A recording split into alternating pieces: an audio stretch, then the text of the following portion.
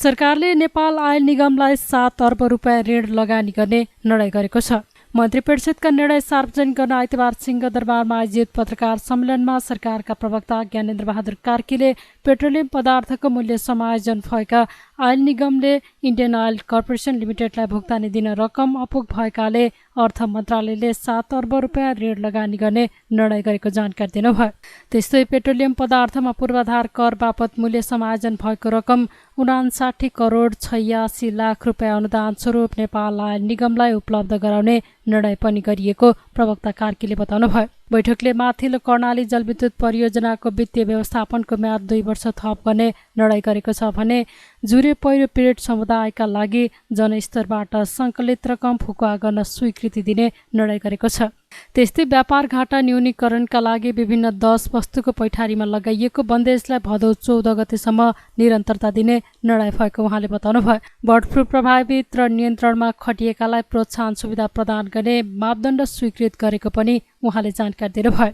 बैठकले सत्य निरूपण तथा मेलमिलाप आयोग र बेपत्ता पारिएका व्यक्तिको छानबिन आयोग ऐन 2071लाई संशोधन गर्न बनेको विधेयकलाई संसदमा पेश गर्न स्वीकृति दिने निर्णय गरेको प्रवक्ता कार्कीले जानकारी दिनुभयो।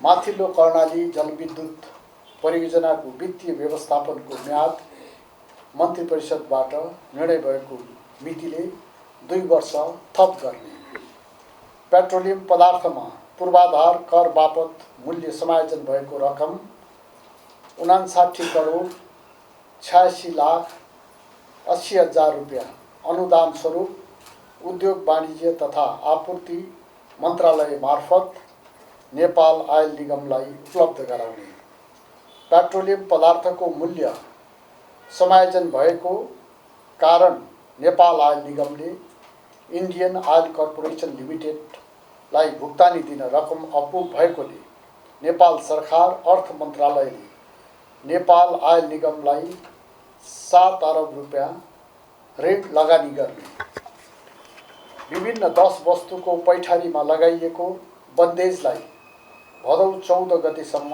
निरन्तरता दिने, बेपत्ता पारिएका व्यक्तिको छानबिन सत्य निरूपण तथा मेलमिलाप आयोग ऐन 2071लाई संशोधन गर्न बनेको विधेयक सङ्घीय संसदमा पेश गर्न स्वीकृति दिने, बर्ड फ्लू नियन्त्रणका क्रममा नष्ट गरिएका वस्तुको राहत प्रदान गर्ने र सो रोग नियन्त्रणमा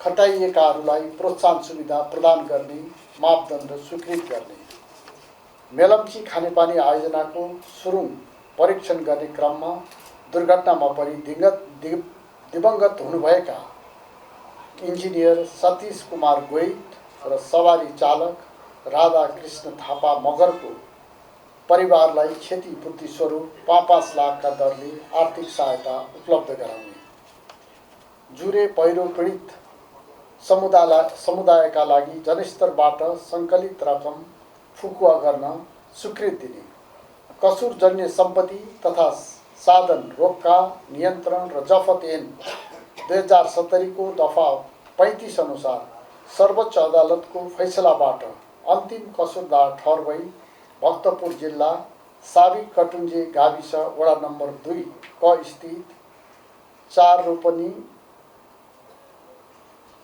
1 आना 3 पैसा 0 दाम रोपनी जग्गा कसुरजन्य सम्पत्ति व्यवस्थापन विभागको नाममा दाखिल खारेज गर्ने, लुम्बिनी गार्डन फाउन्डेसनले उपलब्ध गराउन प्रस्ताव गरेको जियोडेट स्टोनको बुद्ध मूर्ति उपहार स्वरूप स्वीकार गर्ने, नेपाल र इटालीका परराष्ट्र मन्त्रालय बीच द्विपक्षीय परामर्श संयन्त्र स्थापना गर्ने सम्बन्धी समझदारी पत्रमा नेपाल सरकारका तर्फबाट समकक्षी मिलाई हस्ताक्षर गर्न परराष्ट्र मन्त्रालयलाई स्वीकृति प्रदान गर्ने, नेपाल र अरब गणतन्त्र इजिप्ट बीच जुलाई 16, 2007 मा सम्पन्न भएको agreement on economic and technical cooperation लागू गर्नका लागि नेपालको तर्फबाट अनुमोदन प्रक्रिया पुरा भएको जानकारी इजिप्ट सरकारलाई लेखी पठाउन परराष्ट्र मन्त्रालयलाई स्वीकृति दिने। श्री नम 27 बाहिनी अड्डाको लागि आवश्यक जग्गा प्रचलित कानुन बमोजिम मुआब्जा दिने गरी प्राप्त गर्न नेपाली सेनालाई स्वीकृति दिने। प्रधान सेनापति महारथी श्री प्रभुराम शर्मालाई मिति 2079 साउन 9 देखि 11 गतेसम्म अस्ट्रेलियाको सिडनीमा सञ्चालन हुने एनुअल चिफ्स अफ डिफेन्स कन्फरेन्स 2022 मा भाग लिन स्वीकृति दिने। राष्ट्रिय सूचना प्रविधि केन्द्रको कार्यकारी निर्देशक पदमा श्री प्रदीप शर्मा पौडेल पर्वतलाई नियुक्त गर्ने। नेपालले हुलाक वस्तुको अन्तर्राष्ट्रिय डाक ढुवानीको लागि विश्व हुलाक सङ्घ UPU ले निर्धारण गरेको दरमा नबढ्ने गरी आवश्यकता अनुसार एक भन्दा बढी हवाई सेवा कम्पनीसँग सम्झौता गरी अन्तर्राष्ट्रिय डाक ढुवानीको व्यवस्थापन गर्न हुलाक सेवा विभागका महानिर्देशकलाई अख्तियारी दिने। धन्यवाद। त्यस्तै मन्त्री परिषदले राष्ट्रिय सूचना प्रविधि केन्द्रको कार्यकारी निर्देशकमा पर्वतका प्रदीप शर्मा पौडेललाई नियुक्त गरेको छ।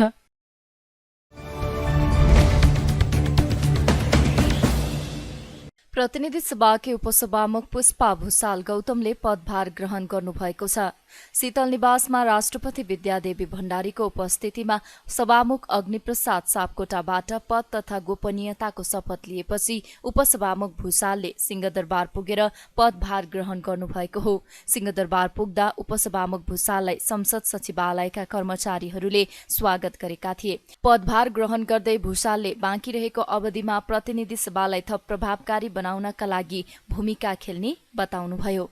संविधान कार्यान्वयन गर्दा संविधानले उपसभामुख पदबाट अपेक्षा गरेको भूमिकामा मेरो इमान्दारीपूर्वक मेरो आफ्नो काम कारबाही अगाडि बढाउनेछु र सदनलाई पनि अत्यन्त प्रभावकारी ढङ्गबाट अगाडि बढाउनको लागि पनि मलाई लाग्छ 3 महिना 4 महिना जति समय छ त्यो समय मेरो लागि अत्यन्त महत्त्वपूर्ण रहनेछ र आफ्नो भूमिका पनि त्यही अनुसार निर्वाह गर्नेछु। गठबन्धनबाट उम्मेद्वार बन्नुभएकी कंग्रेसकी सांसद भुसालले प्रतिनिधि सभामा भएको निर्वाचनमा एमालेकी उम्मेद्वार विद्या भट्टराई विरुद्ध बहुमत प्राप्त गर्नुभएको थियो।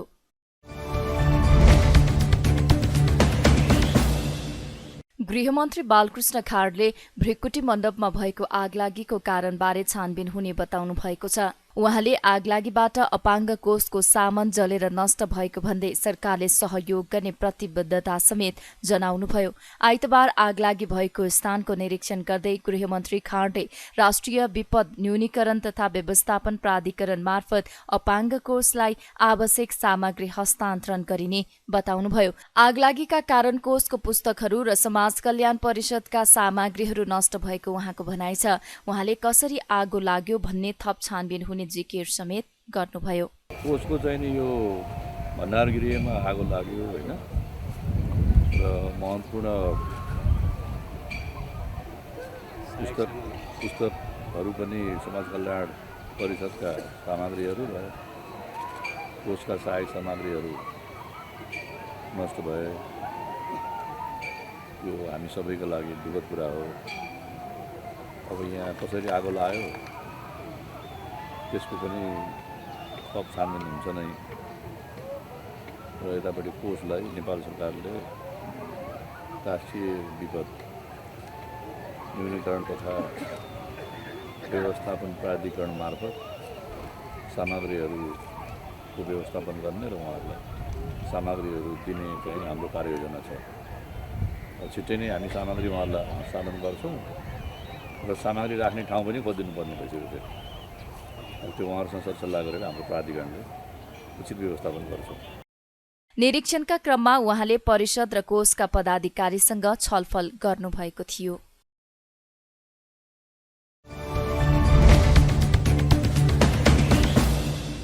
राष्ट्रपति विद्यादेवी भण्डारीले स्वास्थ्य शिक्षालाई सबैको पहुँचमा पुर्याउनु पर्ने बताउनु भएको छ। चिकित्सा शास्त्र अध्ययन संस्थानको स्वर्ण महोत्सवका अवसरमा आइतबार काठमाडौँमा आयोजित कार्यक्रममा राष्ट्रपति भण्डारीले स्वास्थ्य र शिक्षाकै लागि गाउँबाट शहरमा जानेको संख्या बढ्न थालेको भन्दै स्वास्थ्य शिक्षालाई सबैको पहुँचमा पुर्याउनु पर्ने बताउनु भएको हो।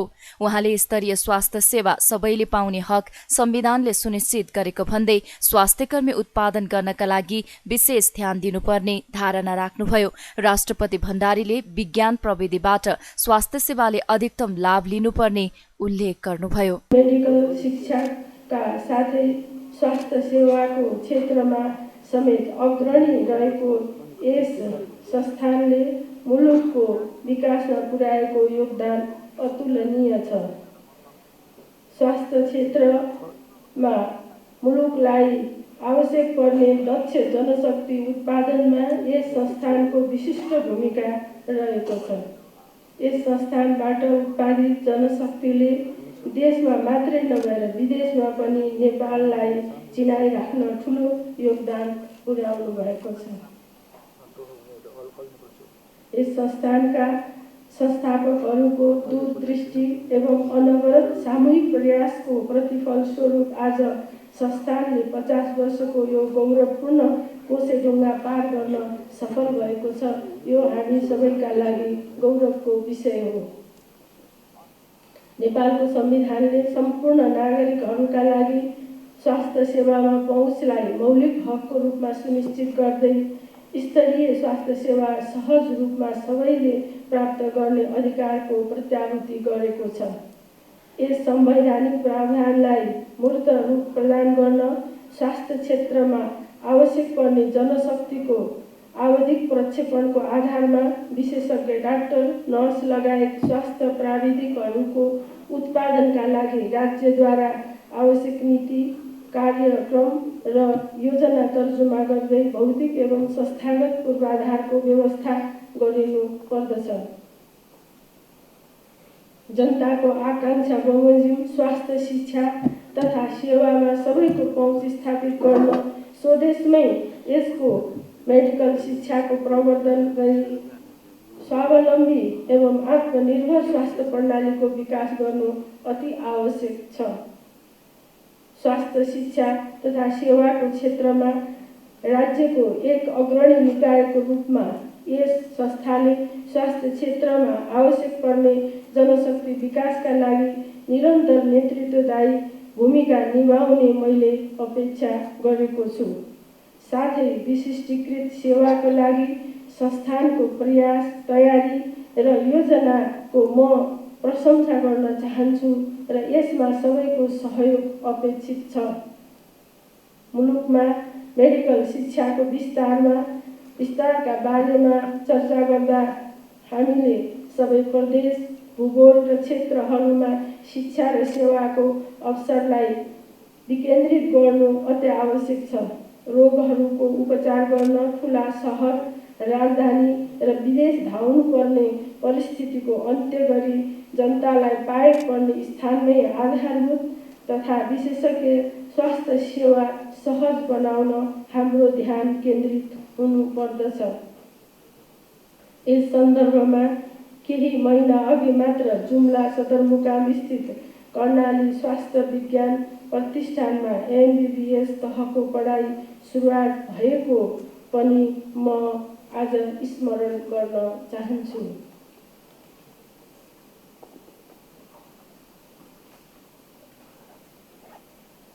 यस अध्ययन संस्थानबाट अध्ययन पुरा गरेका डाक्टर, नर्स तथा प्राविधिकहरूले मुलुकको दूरदराजका क्षेत्रहरूमा समेत सेवा पुर्याउँदै आउनुभएको छ। भविष्यमा पनि तपाईहरूले यस सत्कर्मको बाटोमा आफ्नो अनवरत यात्रा जारी राख्नुहुनेछ भन्ने मलाई विश्वास छ। स्वास्थ्य सेवा जनताको जीवनसँग प्रत्यक्ष जोडिएको हुन्छ भन्ने बारे हामी सबै जानकार छौँ। यो रोग लागिसकेपछि गरिने उपचार मात्र स्वास्थ्य शिक्षा वा सेवाको विषय होइन। रोग लागेपछि उपचार गर्नुभन्दा रोग लाग्नै नदिनु जाति भन्ने हाम्रो प्रचलित भनाइको आशय जस्तै यस क्षेत्रको जनशक्तिले स्वस्थ जीवनशैलीको समेत प्रवर्धन गरिरहेको छ। यसका लागि यस अध्ययन संस्थानले अवलम्बन गर्दै आएको अध्यापन परम्पराको समेत म सराहना गर्न चाहन्छु। विज्ञान र प्रविधिको क्षेत्रमा विश्वले आज तीव्र विकास गरिरहेको छ। मेडिकल शिक्षाका क्षेत्रमा समेत यस्तो विकास छिटो भइरहेको हुनाले त्यस अनुसारका अत्याधुनिक प्रविधि उपकरण र अध्ययन पद्धति हामीले पनि उपयोग गर्नु पर्दछ। त्रिभुवन विश्वविद्यालयका उपकुलपति धर्मकान्त बास्कोटाले संस्थान अन्तर्गत प्रतिदिन बहिरङ्ग सेवामा 2300 र अन्तरङ्ग सेवामा 700 जनाले उपचार लिइरहेको जानकारी दिनुभयो।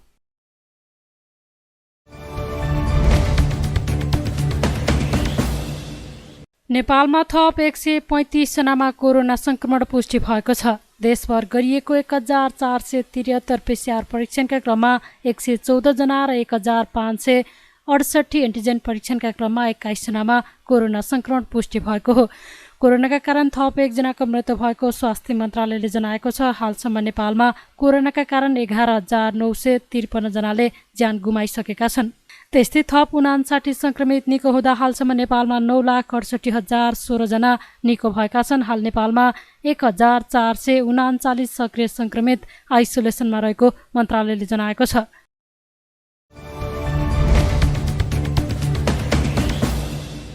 हिमालयन जनरल इन्सुरेन्स र एभरेस्ट इन्सुरेन्सको मर्जरपछि एकीकृत कारोबार सुरु भएको छ।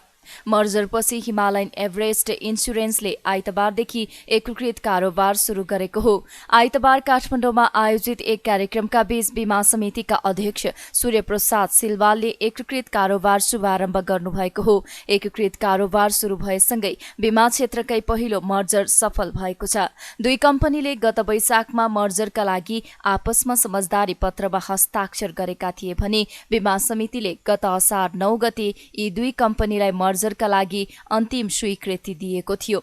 नयाँ कम्पनीको प्रमुख कार्यकारी अधिकृतमा विजय बहादुर शाह र डिपुटी सीईओमा कमल गौतम रहनु भएको छ। एकीकृत कम्पनीको चुक्ता पुँजी करिब 2 अर्ब 43 करोड रुपैयाँ पुगेको बताइएको छ।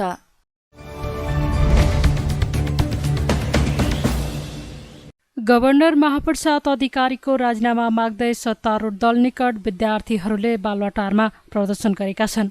गभर्नरलाई कार्यालय प्रवेशमा रोक लगाउने भन्दै नेवी सङ्घ र अखिल क्रान्तिकारीले बालुवाटारमा गरेको प्रदर्शनका क्रममा प्रहरीले हस्तक्षेप गरेको थियो। निषेधित क्षेत्रमा प्रवेश गरेर नारा जुलुस गरेको भन्दै प्रहरीले केही प्रदर्शनकारीलाई नियन्त्रणमा समेत लिएको छ। गभर्नर अधिकारी राजनीतिक दलमा आबद्ध भएको भन्दै उनीहरूले प्रदर्शन गरेका हुन्। एमालेको अर्थ विभागमा रहेको एम अधिकारी गभर्नर महाप्रसाद नै भएको आरोप लगाउँदै विद्यार्थीहरूले बर्खास्तीको माग गरेका छन्। अखिल क्रान्तिकारीका अध्यक्ष पञ्चास सिंहले एमाले जालझेल गरेर आफ्ना नेतालाई संविधान विपरीत गभर्नर पदमा नियुक्त गरेको आरोप लगाउनुभयो। उहाँले अधिकारी अवैधानिक रूपमा गभर्नर पदमा बसेका कारण आन्दोलन गर्नु परेको बताउनुभयो। जालझेलको अर्को नाम हो नेकपा एमाले। नेपालको ऐन, नेपालको कानुन, नेपालको नियमावली केही पनि नेकपा एमाले मान्न पर्दैन। नेकपा एमाले संविधान मिच्यो। नेकपा एमाले गणतन्त्र ध्वस्त बनाउन खोज्यो। हामीले प्रतिगमन भाग 1 भाग 2 को आन्दोलनमा नेपालका शीर्ष नेताहरू, पूर्व प्रधानमन्त्रीहरू माइतीघर मण्डलामा पलेटी कसेर गणतन्त्र बचाए, संविधान बचाए। तर नेपालको सरकारमा पात्र बदलियो, पात्रलाई लखेटेर बालकोट पुर्याइयो। तर नेपालका राज्यका सबै संयन्त्रहरूमा प्रतिगामी प्रवृत्ति अहिले पनि यथावत रहेछ। त्यो हो राष्ट्र बैङ्कको गभर्नर, अवैधानिक गभर्नर महाप्रसाद अधिकारी। त्यसो भएको कारण प्रतिगमनका विरुद्धमा एकपटक होइन पटक पटक लग्न पर्ने ठाउँमा नेपाली विद्यार्थी आन्दोलनको दायित्व र कार्यभार लिएर आज हामी यो सडकमा आइपुगेका छौँ। गभर्नर अधिकारी नेकपा एमालेको अर्थ तथा योजना विभागका सदस्य भएको सार्वजनिक भएसँगै अधिकारीको नियुक्तिबारे चौतर्फी बहस भइरहेको छ।